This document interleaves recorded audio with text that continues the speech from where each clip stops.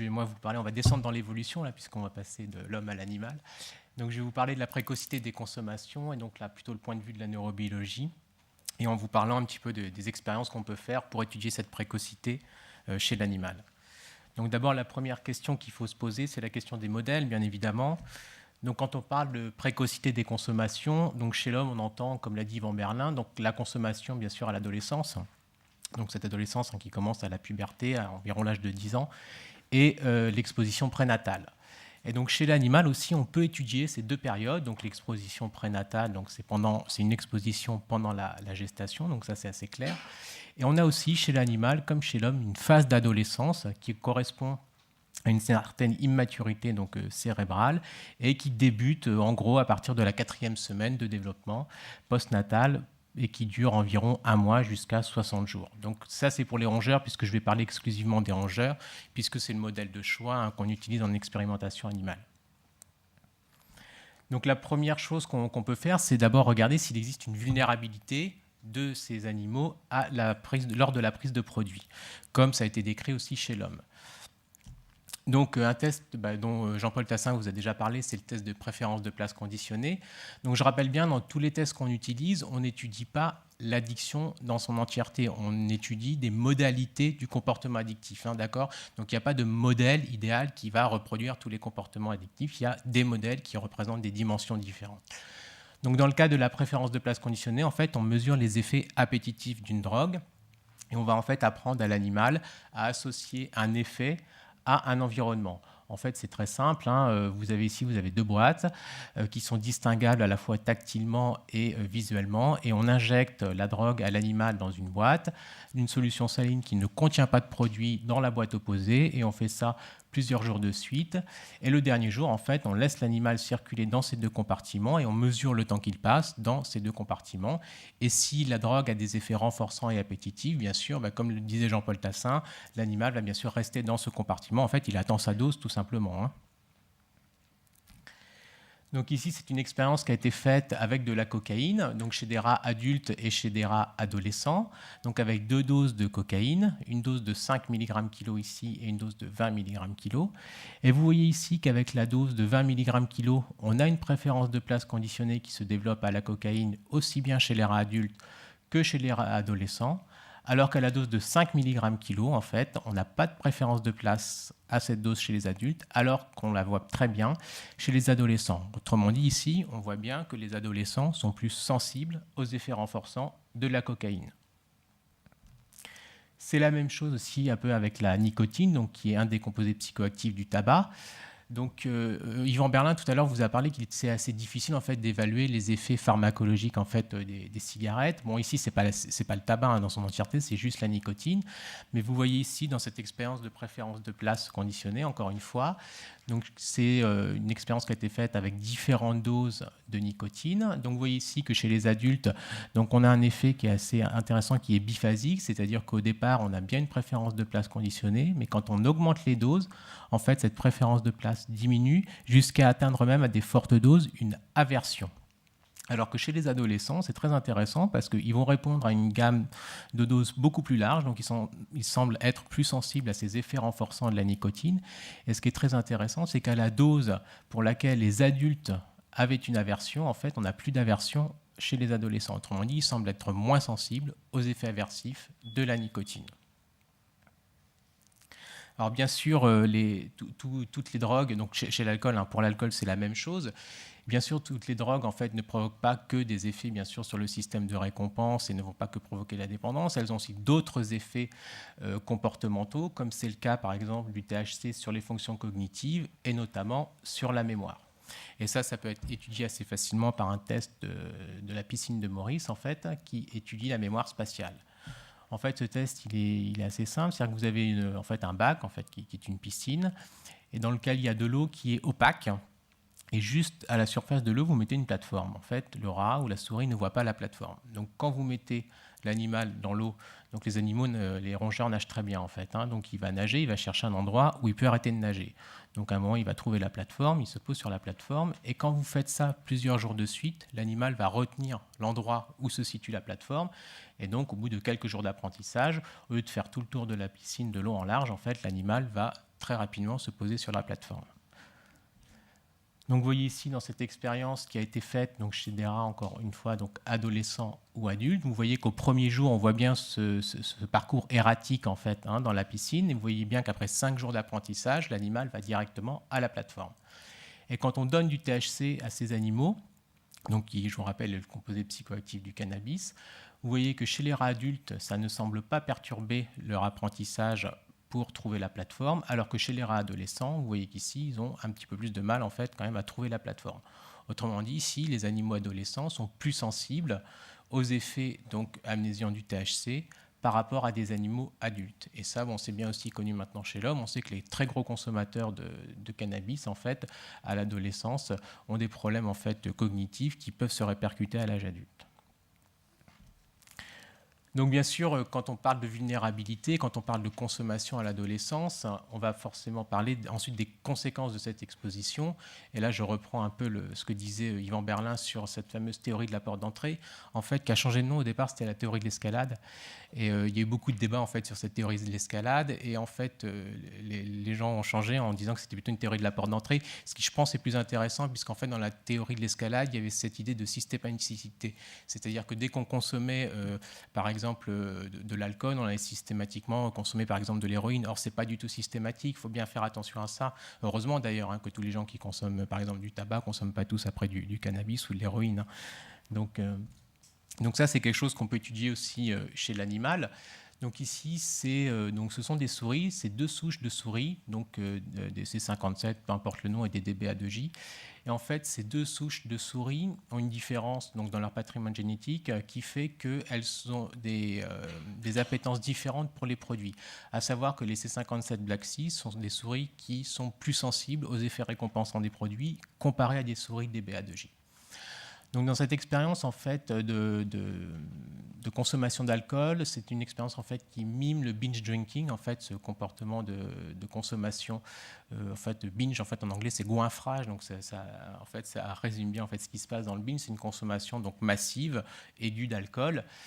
Donc vous voyez ici dans les cercles blancs, ce sont les adolescents et en fait tous les jours pendant 2 heures on les met avec un biberon d'alcool et vous voyez que des adolescents par rapport à des adultes ont une consommation supérieure pendant les 2 premières semaines de binge drinking. Donc vous voyez déjà que pendant l'adolescence, ces animaux consomment plus d'alcool par rapport à des adultes. Et ensuite, après cette phase de binge drinking, on fait un sevrage pendant 3 semaines.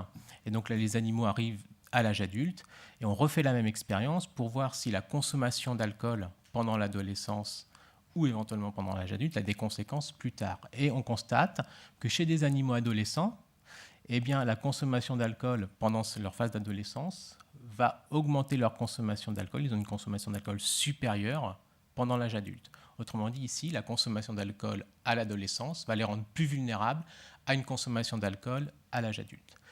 Alors c'est très intéressant parce qu'avec les souris DBA2J, qui, je vous le rappelle, donc, ne sont pas sensibles ou beaucoup moins sensibles aux effets appétitifs et renforçants des produits, chez ces souris, en fait, on ne constate pas de vulnérabilité de ces animaux donc lorsqu'ils ont consommé de l'alcool à l'âge adolescent et de vulnérabilité de consommation à l'âge adulte.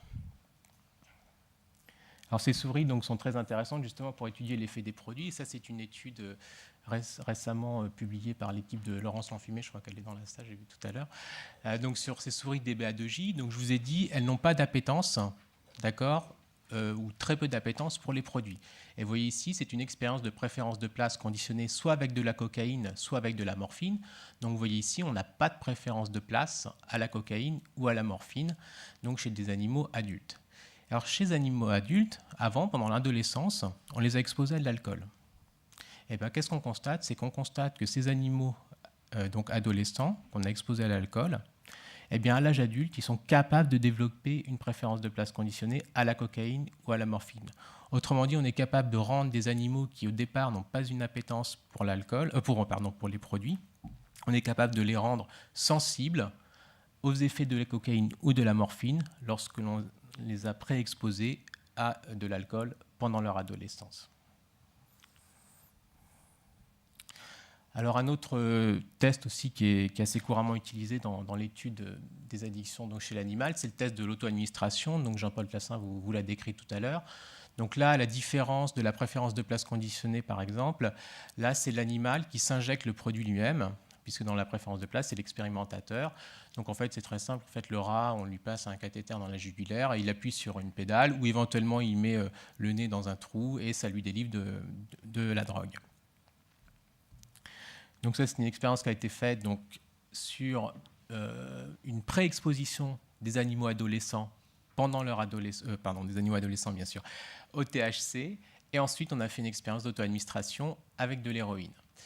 Donc vous voyez ici, donc chez des animaux qui n'ont pas reçu de THC pendant leur adolescence, donc les animaux adultes développent bien une auto-administration, un comportement d'auto-administration à l'héroïne, donc ça c'est tout à fait classique. Par contre, chez des animaux qui ont été pré-exposés au THC pendant leur adolescence, vous constatez ici donc une auto-administration à l'héroïne, mais qui va être supérieure par rapport à des animaux qui n'ont pas reçu de pré-traitement au THC à l'adolescence. Autrement dit, ici, la consommation de THC semble sensibiliser les animaux à un comportement d'auto-administration à l'âge adulte, dans le cas de l'héroïne en tout cas ici. Donc, alors si on remonte encore dans la précocité, donc bien sûr on peut étudier aussi la précocité donc en termes d'exposition intra-utérine des produits et les conséquences à l'âge adulte. Donc ici c'est le cas par exemple d'une expérience faite avec l'alcool. Donc là en fait ce sont des rates gestantes qui sont exposées à l'alcool donc pendant leur période de gestation. Et ensuite on va regarder donc la préférence des descendances adultes sur l'alcool et leur consommation d'alcool. Et vous voyez qu'ici, en fait, chez des animaux dont les mères ont été exposées à l'alcool, vous voyez une préférence, donc ça c'est le leak ratio qui représente la préférence pour l'alcool, qui est supérieure par rapport à des mères qui n'ont pas été exposées à l'alcool, et aussi également une consommation supérieure d'alcool donc chez ces animaux dont les mères ont été exposées à l'alcool. Autrement dit ici, l'exposition intra-utérine donc, va entraîner probablement une sensibilité plus grande à la prise de produits à l'âge adulte. Donc bien sûr, comment est-ce qu'on peut expliquer ces mécanismes, cette vulnérabilité plus grande de ces adolescents par rapport à la prise de produits? Bon, il y a plusieurs choses qu'on peut explorer. Et bien sûr, une des premières choses, c'est quand même ce comportement d'impulsivité. Bon, ce n'est pas une maladie, l'impulsivité, et chez les adolescents, je dirais que c'est assez normal parce que d'un point de vue évolutionniste, on comprend bien qu'il faut que et chez l'homme, c'est la même chose, il faut pouvoir explorer les choses, hein, d'accord ? Il faut pouvoir se faire ses propres expériences. Donc l'impulsivité, bien sûr, dans ce cas-là, pas une pathologie, mais ça, c'est quelque chose qu'on peut étudier assez facilement chez l'animal. En faisant un test assez simple, en fait, c'est-à-dire qu'on met l'animal dans une cage, et puis il a le choix entre deux leviers. Il a le choix entre un levier qui va lui délivrer, on va dire un petit bout de fromage, donc immédiatement, et un levier qui va lui délivrer un gros bout de fromage, sauf que la différence, c'est qu'il faut qu'il attende un petit peu entre l'appui du levier et la délivrance du bout de fromage. Donc autrement dit, petite récompense rapidement ou plus grosse récompense, mais il faut attendre un petit peu. Donc vous voyez ici, dans la phase d'entraînement, ici en fait, en ordonnée, ici, ça correspond au nombre d'appuis finalement sur la pédale qui délivre la grosse récompense. Donc vous voyez que les animaux, aussi bien les adultes que les adolescents, en fait, vont petit à petit shifter vers la grosse récompense. C'est-à-dire que finalement, quand même, le morceau de fromage est plus gros, c'est pas grave, ils attendent un petit peu, donc ils vont petit à petit apprendre que c'est quand même mieux d'avoir le gros morceau de fromage, même s'il faut attendre un petit peu. Et puis après, on a une phase dite de test. Et dans cette phase de test, donc, on reprend à peu près les mêmes paramètres, sauf que la différence, c'est que chaque jour, on va augmenter l'intervalle de temps entre l'appui du levier et l'obtention de la grosse récompense. Donc, autrement dit, on va créer une sorte de frustration, en fait. Et donc, vous voyez qu'ici, quand on fait ça, les animaux, ils vont plutôt reshifter vers la petite récompense, d'accord ? Ils finissent par en avoir ras-le-bol, en fait, hein, parce que chaque jour, cet intervalle de temps augmente. Et donc, ceci serait en fait traduire une perte, une diminution du self-control, et donc qui traduirait un petit peu une impulsivité, d'accord ? Et donc, autrement dit, ici, on voit bien que chez des animaux donc adolescents ici, cette impulsivité, cette perte de self-control apparaît beaucoup plus rapidement comparé à des animaux adultes. Et vous voyez qu'on a le même type de comportement aussi bien chez les femelles que les mâles. Donc alors bien sûr, moi je vais parler un peu de dopamine. Bon, bien sûr, ce n'est pas le seul système, hein, évidemment, mais Donc ça, c'est un exemple que j'ai trouvé parce qu'il y a finalement assez peu d'études qui sont faites sur cette vulnérabilité des adolescents chez l'animal. Donc ici, c'est une étude qui a été faite, donc c'est l'auto-administration à la cocaïne. Donc déjà, quelque chose qui est très intéressant, c'est que vous voyez, donc je vous ai dit tout à l'heure, donc les animaux adolescents sont plus vulnérables aux effets des produits. Donc ici, c'est bien reproduit, puisque vous avez ici une auto-administration qui est supérieure chez les adolescents par rapport aux adultes. Mais ce qui est très intéressant, c'est que vous voyez dans ce troisième groupe, là, les adolescents qui sont prépubères, en fait, ils ont le même comportement que les adultes. Autrement dit, dans l'adolescence, en fait, la puberté a un rôle absolument fondamental, puisque c'est elle qui probablement va conférer cette sensibilité plus importante à la prise de produits. Et donc, ils ont été regarder la fonction en fait, du système dopaminergique chez ces rats adolescents comparé à des rats adultes. Et en fait, ils voient que les neurones dopaminergiques, donc de la fameuse aire tegmentale ventrale, sont plus actifs chez les adolescents par rapport aux adultes, et ce qui probablement conférerait aux animaux adolescents une plus grande sensibilité à la prise de produits. Et alors, quand on fait une petite manipulation pharmacologique de ce système dopaminergique, soit en l'inhibant, par exemple dans ce cas ici, eh bien, on constate que chez les adolescents, donc qui, je vous le rappelle, ont un système dopaminergique un peu plus actif par rapport à des adultes, en fait, ces adolescents se comportent plutôt comme des adultes. C'est-à-dire que quand on diminue l'activation du système dopaminergique, en fait, ils se comportent un peu comme les adultes, donc on diminue l'auto-administration de la cocaïne. Alors que quand on active le système dopaminergique, par l'éthicloprine, mais peu importe le produit, en fait, là, ces animaux adultes vont se comporter un peu comme des adolescents et deviennent plus vulnérables à la prise de produits.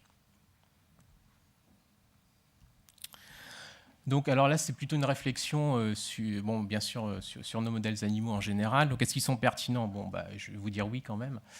Parce que d'abord, il y a un système de récompense, d'accord ? Et ce système de récompense, il est ancestral, puisqu'on retrouve en fait ce système chez, par exemple, des vers comme Caenorhabditis elegans, on retrouve ce système de motivationnel dopaminergique. Bon, il y a d'autres systèmes aussi, bien sûr, comme l'a dit Jean-Paul Tassin, mais ce qui est important, justement, c'est qu'on n'est pas obligé de passer par des manipulations compliquées, comme c'est le cas, par exemple, dans d'autres maladies psychiatriques, pour les modéliser, je pense à la dépression, ou comme c'est le cas pour les maladies neurologiques, puisque, enfin, il n'y a pas d'Alzheimer ni de Parkinson chez l'animal, donc on est obligé de toujours passer par des artifices assez complexes qui sont très, très loin de modéliser la physiopathologie de ces maladies chez l'homme. Deuxièmement, on démontre bien qu'il y a une vulnérabilité chez ces rongeurs adolescents, donc comme chez l'homme, donc ça en fait quand même des modèles assez intéressants. L'avantage aussi, c'est qu'on peut se permettre de s'affranchir donc, de facteurs confondants. C'est quand même la grosse différence avec les études épidémiologiques chez l'homme. Et enfin, on a quand même accès à de nombreux niveaux d'intégration du comportement au gène et bien sûr du gène au comportement dans les deux sens. Mais quand même, on a quand même des problèmes, c'est-à-dire qu'on a du mal, voire c'est très difficile de modéliser des addictions comportementales, si tant est que ce soit vraiment des addictions, je ne sais pas, je pense que le débat reste ouvert. Ce sont des modèles qui sont souvent trop simples, puisqu'on a souvent en fait des réponses binaires. C'est vrai qu'en général, dès qu'on utilise des outils pharmacologiques chez l'animal, dans tous nos tests, en général, ça marche bien. Par contre, en clinique, ça ne marche pas du tout. Et en fait, là-dedans, il y a quand même quelque chose qui est très important, c'est que nos animaux, quand on les met quand on fait nos différents tests, en fait, ils n'ont pas de choix.